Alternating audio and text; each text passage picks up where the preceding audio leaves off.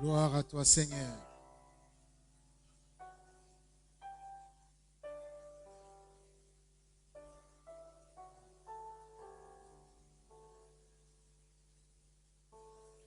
Parle-nous, parle à ton peuple. Parle au cœur de ton peuple. Merci de nous donner cette occasion de venir t'écouter.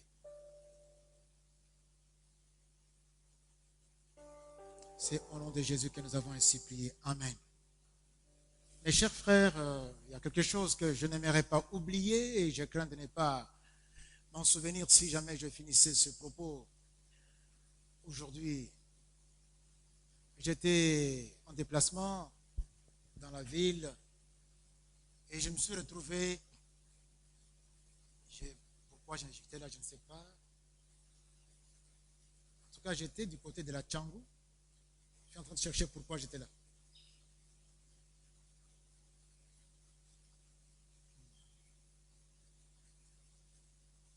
Et ce dont je me souviens, c'est que j'étais comme un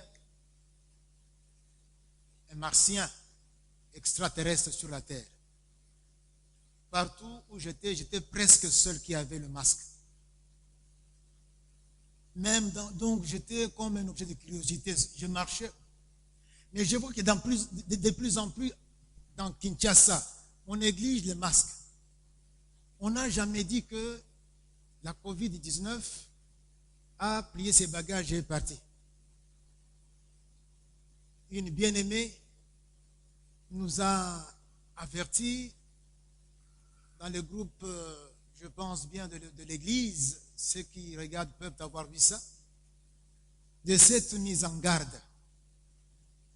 Tant que sur la terre, il y a encore la COVID-19, même si ici, il n'y en avait pas, à cause de ce que nous bougeons trop dans tous les sens et que nous partons et retournons, il y en a aussi qui viennent ici, ne pensez pas que nous soyons à l'abri de ce virus de malheur. Donc, en tant que chrétiens, fournissons l'effort de respecter toutes ces mesures qui nous sont recommandées, y compris surtout le masque. Laver les mains, comme cela est dit, ne négligeons rien. Dieu fait sa part, faisons aussi notre part. Est-ce qu'on dit Amen? Non, frère, c'est comme ça que les choses sont. Nous, chrétiens, nous devons être les meilleurs citoyens. Les meilleurs citoyens qui soient. J'ai voulu dire ça pour que je n'oublie pas. Est-ce que nous pouvons dire tous Amen à cela? Faisons-le savoir dans nos maisons respectives, partout où nous sommes, encourageons les uns et les autres pour que nous puissions le plus possible être à l'abri de tout ce qui peut advenir. Et vous verrez qu'il n'y a pas que la COVID-19, même d'autres misères qui pouvaient aussi être dans les airs, qui pouvaient arriver jusqu'à nous, la pollution, autre chose, c'est bloqué par ce masque-là. Et nous avons tout intérêt à l'avoir avec nous. Jusqu'à ce qu'on nous dise que, en tout cas, l'air que nous respirons est maintenant tout à fait sain et il n'y a pas le danger d'être contaminé. Jusqu'à ce moment-là, nous pourrons faire l'annonce et puis, mais tant que l'autorité, en tout cas, a fait son travail et nous a dit ce que nous devons faire, obéissons. Amen. Ok. Est-ce qu'on peut revenir à nos moutons? Servir Dieu dans la puissance du Saint-Esprit. Servir Dieu dans la puissance du Saint-Esprit est une des voies, si ce n'est pas la voie par excellence, que nous proposent les Écritures pour que nous accomplissions ce que nous avons comme thème annuel, aller loin avec le Seigneur, et d'une façon plus précise dans ce trimestre avec le sous-thème aller loin dans le témoignage. Servir Dieu dans la puissance du Saint-Esprit. Je vais vous demander, bien-aimés, de bien vouloir vous mettre debout. On va lire 2 textes en rapport avec ce thème, avec ce sujet.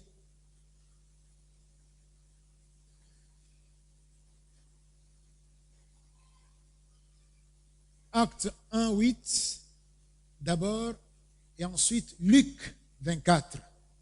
Lisons d'abord Acte 1, verset 8. Mais vous recevrez une puissance. Quelqu'un dit puissance. Vous recevrez une puissance. Le Saint-Esprit survenant sur vous, et vous serez alors mes témoins à Jérusalem, dans toute la Judée, dans la Samarie et jusqu'aux extrémités de la terre. Luc 24, versets 46 à 49. Luc 24, 46 à 49.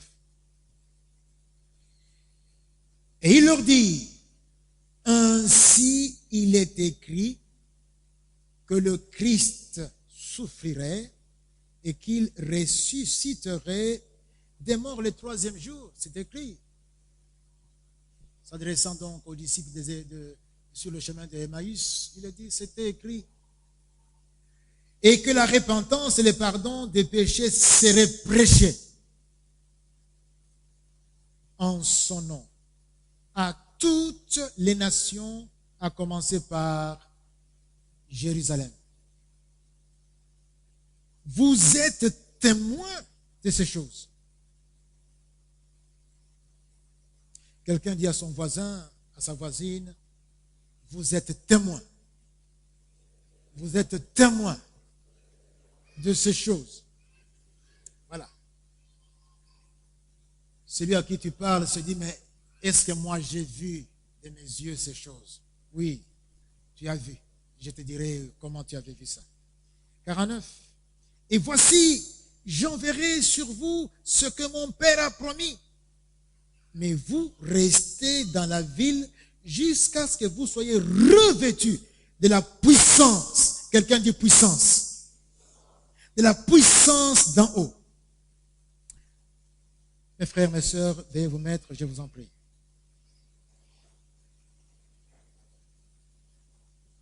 Vous et moi, nous sommes serviteurs. Serviteurs de Christ. C'est d'ailleurs ce que Paul dit dans 1 Corinthiens, chapitre 4, verset 1. Il dit, qu'on nous regarde comme des serviteurs de Christ, des dispensateurs des mystères de Dieu. Nous sommes serviteurs de Christ. Écoutons bien ce qu'il nous dit pour ce service. Et j'insiste bien, ce service que Christ nous appelle à accomplir. Et la seule raison pour laquelle vous et moi nous avons le souffle de vie. J'insiste encore là-dessus. Si nous n'utilisons pas la vie que nous avons pour accomplir ce service, c'est que nous gaspillons le temps qui nous est donné, rien que pour accomplir ce service que Christ nous a confié.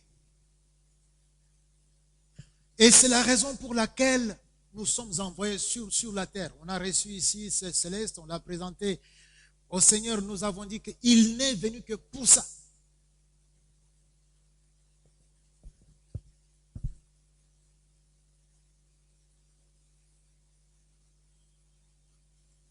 Christ a dit que nous devons aller prêcher la repentance et le pardon à toutes les nations en tant que témoins de sa mort et de sa résurrection, aller prêcher en son nom. Voilà. À toutes les nations à partir de là où nous sommes. Témoins de sa mort et de sa résurrection. Certes, mes frères, témoins, nous le devenons par les apôtres interposés.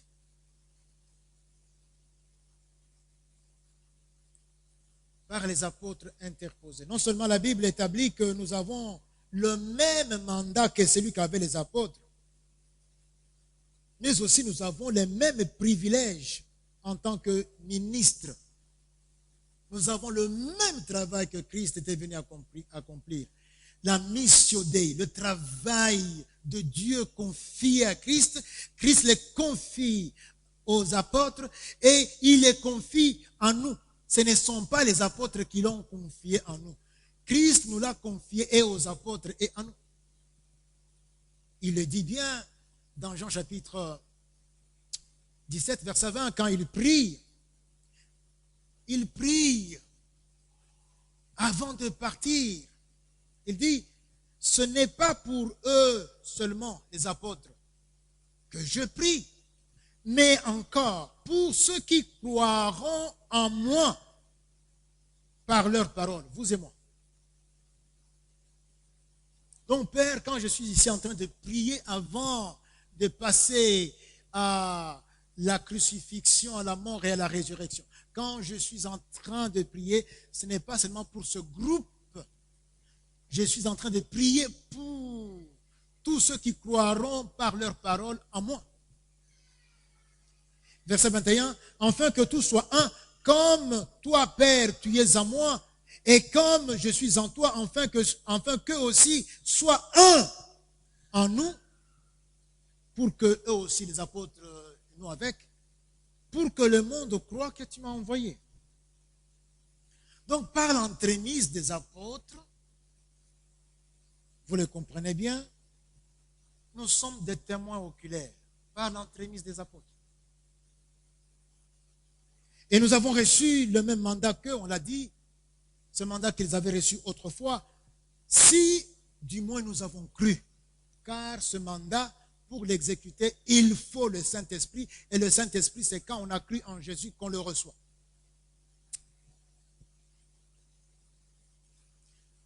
Cela, mes frères, on peut dire que c'est déjà assez suffisant. Mais je vais aller plus loin.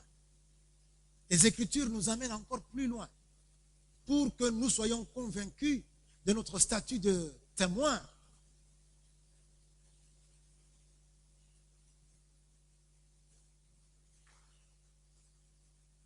Le Saint-Esprit dit que si nous avons cru, au moment où nous croyons, sitôt que nous avons cru en Jésus, il y a immédiatement des effets rétroactifs.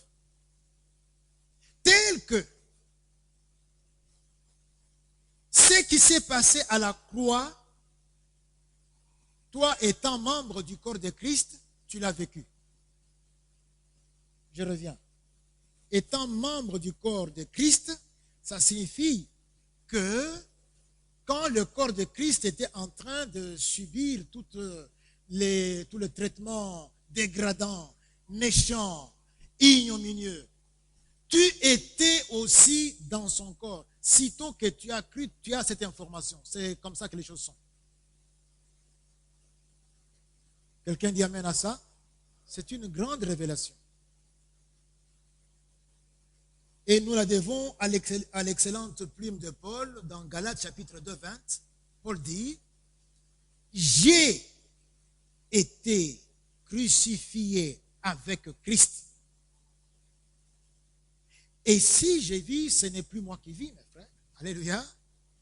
C'est Christ qui vit en moi. Si je vis maintenant dans la chair, je vis dans la foi au Fils de Dieu qui m'a aimé et qui s'est livré lui-même pour moi.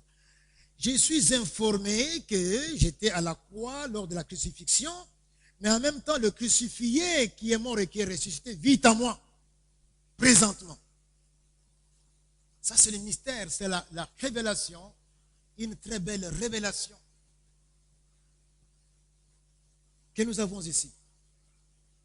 Ce qui est, il est évident, renforce notre statut de témoin. Donc nous ne sommes pas seulement témoins oculaires via les apôtres, mais nous sommes des témoins ayant participé au sacrifice. Les témoins participants. Je ne raconte pas les choses que j'ai vues, mais je raconte les choses que j'ai vécues dans mon corps. Amen. Donc je suis plus que témoin oculaire seulement qui contemple la scène. Non. Une fois que je crois, on me dit que tu étais à la crucifixion. Parce que membre du corps qui était crucifié. Ce qui est un privilège d'être témoin. Mais on sait bien que tout privilège s'accompagne aussi d'une responsabilité. Et c'est au sujet de cette responsabilité, de cette noble responsabilité que le Seigneur Jésus nous dit, nous l'avons lu dans Luc chapitre 24, verset 49b, vous restez dans la ville jusqu'à ce que vous soyez revêtus de la puissance. Il ne faut pas que vous bougez. Vous devez avoir la puissance avant d'aller rester dans la ville. C'est là où il est prévu que vous receviez cette puissance. Nous lisons la même chose dans Actes chapitre 1, verset 4. Le même Luc, l'auteur du livre des Actes, au chapitre 1er de ce livre, au verset 4, dit ceci: comme il se trouvait avec eux, il leur recommanda de ne pas s'éloigner de Jérusalem, mais d'attendre ce que le Père avait promis. Ce que je vous ai annoncé. D'attendre à Jérusalem. Ne partez pas. Ça va s'accomplir. Bientôt là. Ça va être le début de quelque chose d'immense. Il s'agit bien de la construction du royaume de Dieu en partant de Jérusalem jusqu'aux confins de la terre, en recrutant les membres qui composent ce royaume. Ça va se faire, mais non sans la puissance du Saint-Esprit, puisque sans cette puissance, vous ne pouvez rien. Christ l'avait déjà dit en d'autres termes dans Jean 15, verset 5, sans moi, vous ne pouvez rien faire. Et vous verrez que le Saint-Esprit vient effectivement pour que Christ travaille à travers nous.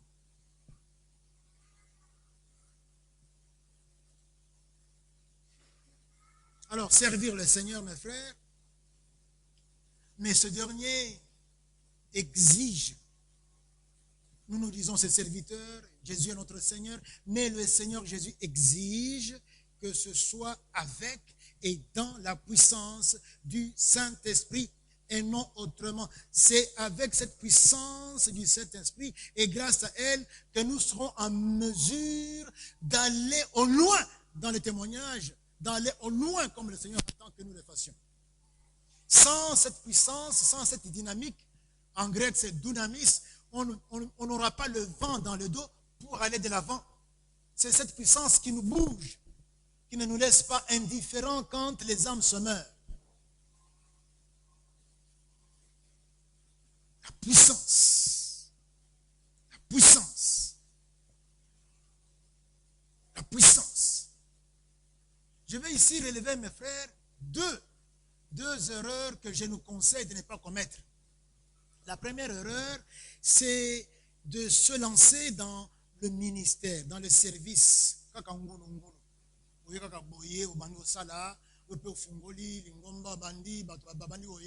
Bon, puisque tel l'a fait, moi aussi je le fais. Non, j'insiste bien, se lancer, donc ne pas se lancer dans le ministère sans avoir reçu le Saint-Esprit, par ignorance ou par précipitation. C'est une erreur à ne pas commettre. Et nous commettons beaucoup trop souvent cette erreur. Tel vient, moi j'ai une belle voix, je sais jouer aux instruments, et on l'incorpore. Et il vient, il commence à chanter, il a une belle voix, il commence à jouer. Ou encore il vient pour travailler à l'accueil, il nous montre les places, il balaye ici, il arrange les places. Il sert. Il est venu comme ça, comme un civil. Il n'a même pas encore été incorporé dans l'armée. Il commence déjà. Et il reste civil. Tel est technicien, tel est ceci. Tel encore, oui, mais écoutez, bon, il semble qu'on peut devenir aussi pasteur, hein, bon, et moi aussi je vais devenir. Et bon, il est là. Non, une erreur à ne pas commettre. Christ a dit, s'il vous plaît, attendez, ne faites rien. Et si vous faites attention, Christ a dit ne faites rien, mais Pierre, toujours très zélé, qu'est-ce qu'il a fait? Avant que ce que Christ avait dit n'arrive, Pierre avait déjà fait remplacer Judas par par Matthias. Mais si vous regardez, ça s'arrête là avec Matthias. Il n'y a rien qui suit. Ne faites rien. Premièrement, la préséance au Saint-Esprit. Deuxième erreur à ne pas commettre, servir, mais sans se subordonner au Saint-Esprit. Tu as, c'est vrai, reçu le Saint-Esprit parce que tu es né de nouveau, mais ça s'arrête là. Tu ne te subordonnes plus au Saint-Esprit. Le reste, c'est toi qui décides. Ton argent, c'est toi qui décides. Tes voyages, c'est toi qui décides. Tes relations, ton travail. Tu pries ou tu ne pries pas. Quand on dit faisons ceci ou faisons cela, tu penses que c'est facultatif. Non, ce que le Seigneur dit ici est obligatoire. Venir à l'église, servir Dieu, c'est obligatoire, ce n'est pas facultatif. Ce n'est pas quand j'ai le temps. Au premier culte, il y avait des gens qui sont venus sous la pluie, même le vendredi, quand il y avait ici séminaire, les gens sont venus. Il y en a même qui étaient malades, ils sont venus. J'ai appris qu'il y avait un frère qui avait la grippe, mais qui était venu sous la pluie. Ce n'est pas facultatif.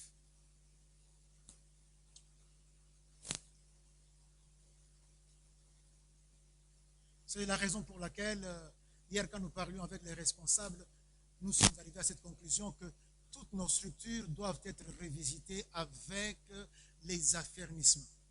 Tous ceux qui sont membres, afin que nous donnions aux uns et aux autres la possibilité de travailler, mais dans la puissance du Saint-Esprit. Quelqu'un dit Amen. Que nous procure, mes frères, le service dans la puissance du Saint-Esprit. Je vais dire rapidement, c'est que nous procure le service dans la puissance du Saint-Esprit. Le service dans la puissance du Saint-Esprit. Premièrement, un service qui est fait avec la puissance et dans la puissance du Saint-Esprit va plaire au Seigneur. Le Seigneur va s'y retrouver. Il y trouve tout son compte. Ça lui plaira. Pourquoi? Parce qu'il y aura la griffe du Saint-Esprit. Il y aura une valeur ajoutée d'en haut. Vous savez que le Saint-Esprit vient d'en haut. Le travail du Seigneur, il l'a préparé pour toi, afin que tu le fasses avant même que le monde ne fût. On ne le fait pas avec les moyens que la terre donne. C'est d'en haut que ça vient. C'est pour cela qu'il fallait que le Saint-Esprit vienne ici. Et le Seigneur doit voir le Saint-Esprit faire. Et quand il le fait, il est content de ça. C'est ce qu'il voulait. Donc, on va faire un travail qui va plaire au Seigneur. Jésus dit dans Jean 15, versets 26 et 27, il reconnaît la préséance au service d'abord du Saint-Esprit. Il dit, quand sera venu le consolateur que je vous enverrai de la part du Père, l'Esprit de vérité qui vient du Père, il rendra témoignage de moi. Donc, d'abord, il va rendre témoignage qu'il vient de ma part. Il va rendre témoignage que vous êtes devenus ce que je vous ai dit, c'est-à-dire enfants. Il va entrer en dialogue. Il va parler de moi à vous. Ça commence par là. Deuxièmement, au verset 27, et vous aussi vous rendrez témoignage parce que vous êtes avec moi dès le commencement. Vous rendrez témoignage. Nous sommes avec le Seigneur dès le commencement par l'entremise des apôtres. Et nous devrons rendre témoignage, mais c'est quand le Saint-Esprit sera avec nous et nous aura rendu témoignage que nous sommes enfants de Dieu. Mes frères, je vous partage cela, c'est la toute première expérience que j'ai eue avec le Saint-Esprit, le dialogue avec lui. Quand j'ai reçu le Seigneur, je ne savais pas que j'ai reçu le Seigneur. J'ai prié, il y avait cette petite belle prière dans la brochure du Campus pour Christ. Je l'ai faite quand j'étais en séminaire, et puis je suis parti. Le changement qu'il y a eu, je ne l'ai constaté qu'après. Je me sentais tellement bien, je ne sais pas comment décrire ça, et les craintes et les peurs que j'avais peur de la mort. Je vous dis que j'ai reçu le Seigneur à 24 ans, donc j'avais déjà toute l'expérience de la vie, et j'avais déjà donc des craintes et des peurs qu'on récolte, qu'on accumule dans la vie. Et j'ai senti que je n'avais plus ça. pendant au moins une semaine, et puis je me pose la question, mais qu'est-ce qui m'arrive? Et quand je me suis posé cette question, mes frères, je vous le dis, le Seigneur m'entend, j'ai entendu une réponse. La voici. C'est parce que tu es devenu enfant de Dieu. Authentique. Le Saint-Esprit doit témoigner à nous, à nous parler. Parler de Christ, tu es devenu frère de Jésus. Et ce n'est qu'après que nous devons aller pour témoigner. Jean 16, verset 12 à 4. Jean 16, 12 à 4. J'ai encore beaucoup d'autres choses à vous dire. Oui, Seigneur Bossan. Oui, Seigneur Botia Bossan. J'en ai beaucoup. Mais vous ne pouvez pas les porter maintenant. Non, et vous allez, en tout cas, ça va dépasser votre capacité. Humainement parlant. Qu'est-ce qu'il faut? Verset 13. Quand le consolateur sera venu, l'esprit de vérité, il vous conduira dans toute la vérité. Il vous conduira dans le travail, sur la voie qu'il faut emprunter, ce qu'il faut faire dans la vérité. Car il ne parlera pas de lui-même, mais il dira tout ce qu'il aura entendu et il vous annoncera des choses à venir. Verset 14. Il me glorifiera parce qu'il prendra de ce qui est à moi et vous le donnera. Ce que nous allons dire, faire, c'est ce que Jésus a confié au Saint-Esprit pour nous. C'est ce que Dieu avait préparé pour nous. Bien avant et qu'il nous a préparé en Christ, qu'il a gardé en Christ. Et Jésus dit que le Saint-Esprit va vous l'apporter. Mes frères, la précipitation et la non-référence au Saint-Esprit est une inconvénance malencontreuse que je nous déconseille. Je répète bien, la précipitation dans le service et la non-référence au Saint-Esprit dans le service est une inconvénance que nous devons éviter. C'est comme quand on court après le vent, on n'attrape rien. Et là, je voudrais attirer notre attention. Le Seigneur Jésus, dans Matthieu chapitre 7, versets 21 à 23, il dit, tous ceux qui m'appellent Seigneur, Seigneur, ils doivent savoir, ils n'entreront pas tous. Oui, moi, je suis serviteur de Jésus. Donc, Jésus est mon Seigneur. Moi, je sers le Seigneur comme pasteur. Moi, tous ceux qui me disent là, n'entreront pas tous. Seuls ceux qui font la volonté de mon Père qui est aux cieux. Et cette volonté du Père qui est aux cieux, qui va nous l'amener, c'est quelqu'un qui vient du ciel. Ce n'est pas nous sur la terre. Nous pouvons faire des choses qui vont étonner, qu'on applaudira, mais qui ne représentent rien. Rien. Rien devant Dieu. Plusieurs me diront en ce jour-là, Seigneur, Seigneur, n'avons-nous pas prophétisé en ton nom? Prophétisé. N'avons-nous pas chassé des démons par ton nom? N'avons-nous pas fait beaucoup de miracles par ton nom? C'est pourquoi on ne courait pas après les miracles, les prophéties, des choses qui sont éclatantes et qui sont spectaculaires. Fais ce que Dieu veut que tu fasses en ce moment-là. Ça peut être entre dans la maison et prie.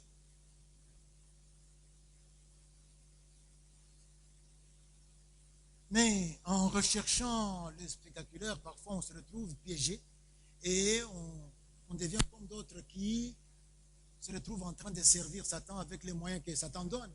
Alors je leur dirai ouvertement, je ne vous ai jamais connu. Retirez-vous de moi, vous qui commettez l'iniquité. Vous comprenez, mes frères, que nous ne sommes là, pas là pour laisser les gens aller en enfer. On était avec les anciens et les responsables hier. Nous avons dit, non, mes frères, voilà ce qu'on doit faire. Dans nos structures, on doit apporter les affermissements. On doit parler avec ceux qui sont dedans. Les responsables vont avoir un discours pastoral pour que ceux qui ne sont pas encore baptisés soient baptisés. C'est Jésus qui a recommandé le baptême. Et on ne va pas laisser les gens où ils servir, et puis quand ils arrivent devant Jésus, il leur dit, je ne vous connais pas. Il va chercher le pasteur de l'église où tu as servi. Toi, comment tu n'as pas donné cette formation à ceux qui sont venus, qui sont même venus au temple? Pourquoi tu ne l'as pas dit? C'est pourquoi nous, avec les anciens, avec les conseils, nous avons dit, écoutez, voilà ce qu'il y a. Et on va le faire. Que le Seigneur nous aide à y parvenir, de sorte que tous ceux qui sont dans les structures, dans les plateformes, puissent avoir les affermissements, puissent suivre les catéchuménats, qu'ils soient baptisés et ne deviennent ouvriers qu'après avoir été dans ces filières-là. La puissance du Saint-Esprit. Qu'est-ce qu'elle me donne encore? La qualification, c'est-à-dire l'acquisition de la capacité surnaturelle pour le service. La capacité que je n'avais pas. Et je vais acquérir, qui vient d'en haut. J'ai ici juste un exemple. On peut multiplier d'autres avec les Saul, avec les Samson, avec David. Mais je prends l'exemple dans l'Ancien Testament de Bethsaléel, dans Exode chapitre 31, versets 1 à 5. C'est Dieu qui parle. Sache que j'ai choisi, il dit à Moïse, que j'ai choisi Bethsaléel, fils d'Uri, fils de Hur, de la tribu de Juda. Je l'ai rempli de l'Esprit de Dieu, de sagesse, d'intelligence et de savoir pour toutes sortes d'ouvrages. Je l'ai rendu capable de faire des inventions, de travailler l'or, l'argent et l'air, de graver les pierres à enchâsser, de travailler le bois et d'exécuter toutes sortes d'ouvrages. Il était incapable, je l'ai rendu capable, il va le faire. Si tu es aussi disposé à cela, le Seigneur va te rendre capable, mais pour faire ce pourquoi il t'a créé. C'est pourquoi il t'a envoyé sur la terre. Même si aucun homme ne l'a fait, toi tu le feras, parce que le Seigneur t'aura rendu capable. Est-ce que je parle à quelqu'un ici qui brûle de faire sa mission, de s'acquitter de son mandat, comme c'était le cas avec Bethsaléel? Il y a quelqu'un comme ça ici dans la salle. Troisièmement, la puissance du Saint-Esprit nous aide à tenir dans la souffrance. Oui, quand nous sommes au service du Seigneur, il y a les souffrances qui s'invitent inévitablement. Jésus avec nous attire les misères, parce que Jésus avec nous fait de nous des stars, des étoiles, nous brillons. Et quand nous sommes là comme des lumières, c'est facile d'être des cibles que peuvent atteindre n'importe quelle flèche. On sait bien viser sur nous. Satan ne fait que ça. Alors, tenir dans la souffrance et y faire face sans reculer. Hébreux 12, 4 dit, vous n'avez pas encore lutté contre le péché en résistant jusqu'au sang. Est-ce que je ne dis pas le contraire? Vous n'avez pas encore résisté contre le péché en luttant jusqu'au sang. Chose comme ça. Donc, il n'y a pas de ligne butoir. On doit aller jusqu'à ce que la mort vienne nous prendre, jusqu'à ce que Christ vienne nous chercher. On doit toujours continuer dans la souffrance même, dans les difficultés, dans les moqueries, dans l'abandon, dans le rejet. Aller de l'avant avec le Seigneur pour le servir. Le Saint-Esprit est connu comme étant l'esprit de force. C'est avec son aide que nous saurons supporter la souffrance qui vient dans notre vie au service du Seigneur. Paul disait à Timothée, supporte la souffrance. Et là, il dit, sois sobre. Et on reviendra sur la sobriété vers la fin. Sois sobre. Supporte la souffrance. La souffrance ne doit pas être une exception, c'est la règle. C'est la règle. Si tu veux vivre l'évangile, et ça c'est chaque enfant de Dieu qui doit prêcher par son mode de vie, par la proclamation, tu souffriras.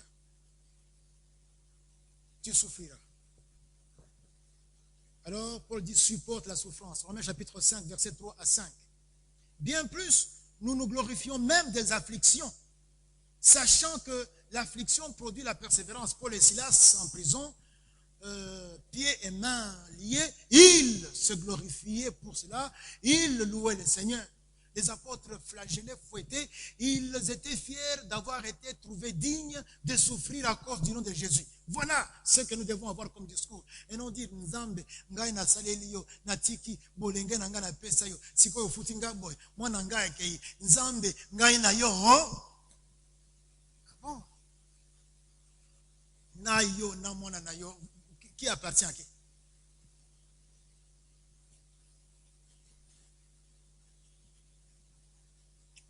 La persévérance, la victoire, excusez-moi, sachant que l'affliction produit la persévérance, et la persévérance, la victoire dans l'épreuve, et cette victoire, l'espérance.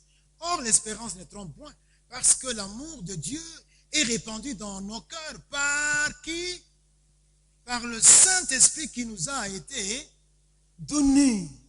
Voilà celui qui produit en nous cette énergie qui nous permet d'aller de l'avant et de traverser même les épreuves inouïes qu'on ne s'explique pas. Je te servirai jusqu'à ce que tu reviennes. J'aimerais bien que ce jour-là, quand tu reviens ou bien quand je viens devant toi, tu m'expliques pourquoi moi qui te servais, j'avais manqué ceci et cela. Il le fera. Il le fera. Il le fera. Un homme qui avait manqué l'avion, puisqu'il devait aller à une importante conférence, était retourné en regrettant parce qu'il devait avoir les lettres de demande d'explication, parce qu'il manquait l'opportunité d'être promu, tout ça, tout ce qu'on peut deviner. Mais lorsqu'il arrive à la maison et apprend que l'avion là a fait un crash, au lieu de pleurer, qu'est-ce qu'il s'est mis à faire? Il s'est mis à louer Dieu. Vous comprenez, n'est-ce pas? Donc ce que tu peux aujourd'hui ne pas avoir, Dieu lui-même sait pourquoi. C'est pourquoi Paul et Silas louaient Dieu. Les apôtres se sentaient glorifiés quand ils recevaient les fouets à cause de Jésus, quand ils étaient méprisés, quand ils étaient traités comme le rebut de la société. Mon frère, ma soeur, dis à ton voisin, tenons ferme par le Saint-Esprit. Quatrièmement, la puissance du Saint-Esprit nous procure la force pour vaincre Satan et repousser ses séductions. Oh mes frères, vaincre Satan. Satan ne se lasse pas. Satan est obstiné. Satan ne lâchera jamais. Soki azangi kozangisa yo ete okota na libota na Nzambe, Satan va maintenant te poursuivre même na kati na ndako na Nzambe pour que osepelate la vie en abondance. Oh Yesu ayeli yo yango. Il va tout faire.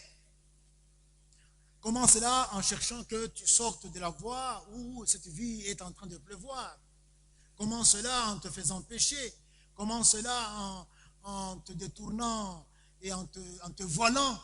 Tout simplement, tu ne sais pas où il faut aller prendre quoi, en te distrayant. Satan est tellement audacieux qu'il l'a osé, même avec Jésus. Il n'a pas eu foi aux yeux. Donc les chrétiens doivent faire attention. Quant à ces ruses multiples, Satan est très rusé. Nous sommes dans la maison de Dieu. Regardez par exemple, un des domaines, ce sont les plaisirs qu'il nous propose, qui sont très très discutables. Est-ce que je peux regarder les films érotiques, les films pornographiques? J'ai des doutes. Est-ce que je peux rester pendant 1 heure, 2 heures, 3 heures scotché à mon appareil et c'est tout ce que je fais pendant 3 heures? C'est discutable. Et même lorsque nous avons notre diplôme, notre promotion, comment est-ce que nous fêtons? Qu'est-ce que nous fêtons? C'est là où je parlais de la sobriété. Dans tous ces plaisirs, dans tout ce que le monde nous offre, nous devons être sobres. afin que nous puissions contrôler toute la situation à distance et ne pas nous laisser dedans, dans les manger, dans les boire. Quand on n'est pas sobre dans les boire, on se saoule. Dieu n'a pas interdit l'alcool, Dieu a interdit de se saouler. Mais comment on se saoule, c'est quand on n'est pas sobre. Dieu n'a pas interdit de manger, Dieu a interdit de manger à l'excès. On appelle ça excitable. Mais pour ne pas avoir des excitables, il faut être sobre. C'est la même chose, la sobriété dans tous les aspects de notre vie. Même dans notre habillement, un chrétien doit s'habiller d'une façon sobre. Il ne doit pas s'habiller comme s'habille n'importe qui, d'une façon trop somptueuse, trop remarquable. Tu passes, tout le monde se tourne pour te voir. Et même la mode, vous discernerez la mode inspirée par le Saint-Esprit et la mode inspirée par les démons. Il y en a. Et j'insiste bien, c'est ici où on doit le dire. Les parents ne doivent pas laisser leur fille s'habiller en jupe et en robe moulant. Tout le corps est là, visible. Ce n'est pas comme ça ne vient pas du Saint-Esprit, ça. Et vous, jeunes filles, je vous l'ai dit. Non, cette mode-là n'est pas inspirée par le Saint-Esprit. C'est une distraction. Je vous dis que vous faites pécher ceux qui vous regardent. Ou les jupes au-dessus des genoux. Ou une culotte qui serre tout le corps. Les jeunes gens, vous les voyez sortir avec un pantalon qui est comme ça, donc le corps apparaît. Et ils osent même venir avec ça à l'église avec des cheveux non peignés, puisque c'est la mode maintenant. On fait ça. Vous venez, vous allez où? Laissez aux autres dans leur milieu, les gens du spectacle et aux consorts, laissez-leur ça. Tu viens avec un pantalon à peine comme ça, et puis sans chaussettes. Ça ne va pas. Ça ne va pas. Et vous voulez que... Non, ce n'est pas... Tu penses que c'est le Saint-Esprit qui a inspiré ça. Est-ce que tu peux aller comme ça chez le président de la République? Et comment tu oses venir comme ça devant Dieu? La mode, on ne doit pas suivre ça comme ça, en ngoulou. On doit discerner. Et même tu regardes dans ton garde-robe, les robes là qui sont douteuses là, donne ça à ceux qui ont cette taille-là. Et les jupes, ça part. S'il n'y a personne, brûle ça. Reste même avec une robe, mais que Dieu approuve la sobriété. Le chrétien doit faire attention, je le disais. La Bible dit du Saint-Esprit, dans 1 Jean 4, verset 4, « Vous, petits enfants, vous êtes des dieux, et vous les avez vaincus, parce que celui qui est en vous est plus grand. » Le Saint-Esprit qui est en vous est plus grand que celui qui est dans le monde. Alléluia. N'ayez pas peur, vous allez vaincre Satan. Vous allez vaincre ces démons. N'ayez pas peur, avec le Saint-Esprit, avec la puissance du Saint-Esprit, vous serez vainqueurs. Cinquièmement, la puissance du Saint-Esprit nous procure l'intégration de notre destinée. On va intégrer notre destinée.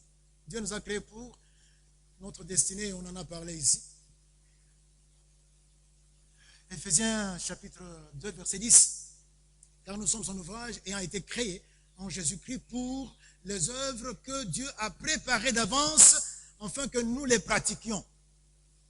Il y a ces œuvres-là que nous ne connaissons pas, mais que Dieu a préparées, que le Saint-Esprit connaît. C'est pourquoi nous avons besoin des directives du Saint-Esprit, puisque lui vient de la part de Jésus, il prend ce que Jésus a pour nous et nous les donne. Et nous saurons discerner la volonté de Dieu. Nous pouvons nous jeter dans beaucoup de choses, nous lancer dans ce qui se présente, dans toutes les opportunités qui sont devant nous. Est-ce que Dieu le veut ainsi? Ayons le courage de reconnaître qu'on était trop pressés et que ce n'est pas clairement ce que Dieu veut, et puis attendre les directives. Et quand on a les directives, faire ce que Dieu veut qu'on fasse. Paul a été conduit ainsi par l'Esprit du Seigneur. L'Esprit du Seigneur l'a empêché d'aller en Asie. Et il a traversé, comme il est écrit dans Actes 16, versets 6 et 7, traversé la Phrygie et le pays de Galatie. Ils sont arrivés en Mysie, au verset 7. Ils voulaient aller en Bithynie, mais l'Esprit de Jésus ne leur permit pas. Donc c'est lui qui contrôle même tout ce que nous faisons. Paul était en pleine mission ici. Et c'est le patron qui dit, va à gauche, va à droite, n'entre pas là, ne parle pas ici, va parler plutôt ailleurs.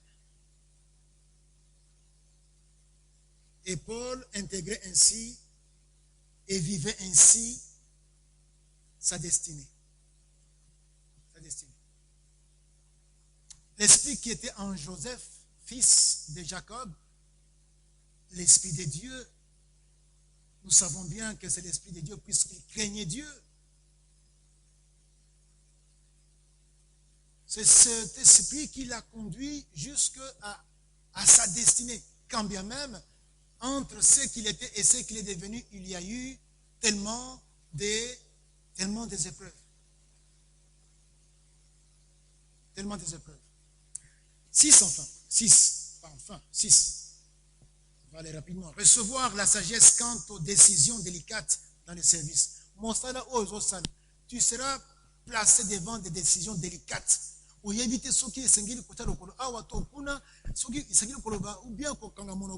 ne sais pas. Tu peux juste faire une courte prière t'adressant, dialoguant avec le Saint-Esprit. Même devant les juges, même devant les hommes. Pour dire ce qu'il faut, puisqu'il faut que tu parles, on t'a appelé, il faut que tu répondes aux questions.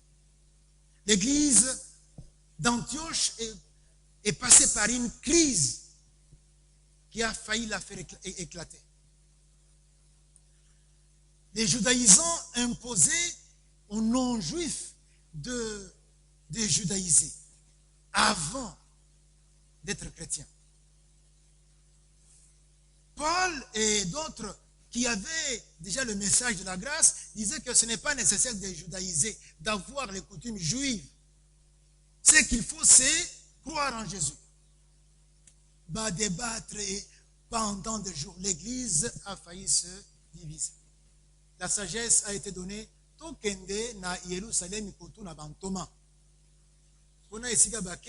Ils ont exposé ce qu'ils avaient comme situation à Antioche. Les apôtres les ont entendus. Il y avait Pierre, il y avait Jacques et d'autres.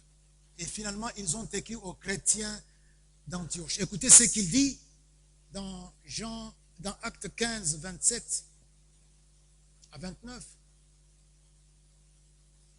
Nous avons donc envoyé Jude et Silas qui vous annonceront, à part ceux qui étaient venus, on a envoyé Jude et Silas, qui vous annonceront de leur bouche les mêmes choses. Car il a paru bon au Saint-Esprit et en nous. On a travaillé avec le Saint-Esprit. Et ça, c'est quand même, l'église était tout à fait à ses débuts et c'était encore dans les milieux des synagogues où on se retrouvait, dans les milieux où les juifs étaient majoritaires. Et ils vont maintenant dire ce que le Saint-Esprit leur a donné comme directive. Et le Saint-Esprit, et nous, voici ce que nous vous imposons. Vous pourrez lire à la maison et vous verrez ce qu'il a été dit là. Le Saint-Esprit donne la sagesse quand il faut décider dans le service. Quand il faut décider. C'est ainsi que si nous écoutions le Saint-Esprit, même pour aller voter, il ne faut pas aller voter seulement parce que c'est un ami, c'est quelqu'un du quartier, c'est un vieux que je connais. Non. Allez voter après avoir conféré avec le Saint-Esprit. Pourquoi on ne dit pas Amen?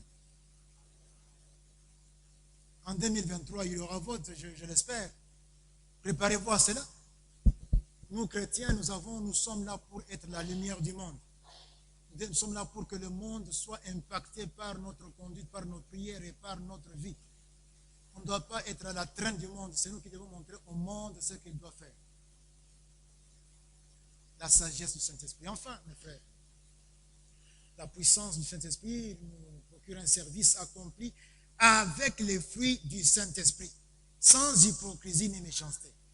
Ogutomoto, il est pasteur, il est diacre, il est ancien, il est responsable dans telle ou telle structure, il est ouvrier, mais tu vois en lui, il y a l'orgueil, il s'habille d'une façon indécente, il est hautain, il est même menteur, il est méprisant, il est méchant. Ce ne sont pas les fruits du Saint-Esprit, ça. Pasteur, pour que la accueille koloka moto akisi, pour être baba voté comme un nani, comme un représentant légal. Ça, ce n'est pas de l'esprit. Si vous servez Dieu par la puissance du Saint-Esprit, il faut aimer. Je vous dis qu'il n'y a pas meilleure piste pour servir en imitant Jésus. Il n'y a pas meilleure piste pour progresser en tendant chaque jour vers sa stature parfaite. C'est en laissant le Saint-Esprit nous conduire, en recevant sa puissance. Je vous dis, mes frères, moi si nayo, mobali nayo, bana nayo, baboti nayo, baninga, ba camarade, ba famille, olimbi samoto asaleli mabe, il faut la puissance du Saint-Esprit. Et ceux qui olimbi sakate, obi pona ye attendenge nini. En tout cas, nous, même si j'entre au ciel, je le trouve dans l'ongwe, dans quel enfer. Aucun enfer, ça te regarde. Il y en a qui disent qu'en tout cas, Mobutu, ceux qui n'ont pas de main, n'a côté Mobutu, n'a bimi. Oui, bima n'a eu. Qu'est-ce que tu sais, avant que Mobutu ne meure, qu'est-ce qui s'est passé entre lui et Dieu? Est-ce que tu étais présent? Ceux qui ont sengi Bolimbi, c'est Olingin Zamba, Aboy Kolimbi, ça.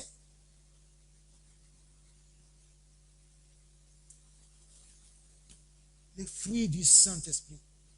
Dans Jean 16, 14, il me glorifiera, le Saint-Esprit, parce qu'il prendra ce qui est à moi et vous l'annoncera. Il me glorifiera. Et quand il prend ce qui est à moi et vous l'annonce, vous le faites. Ce que je veux, vous le faites, c'est la volonté de Dieu.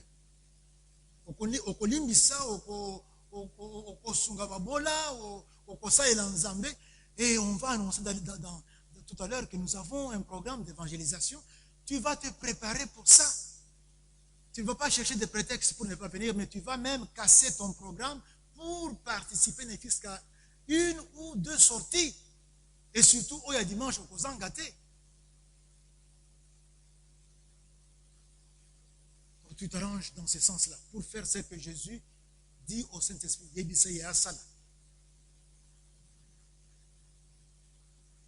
Permettons, mes frères, mes sœurs, au Saint-Esprit d'accomplir cette tâche en nous.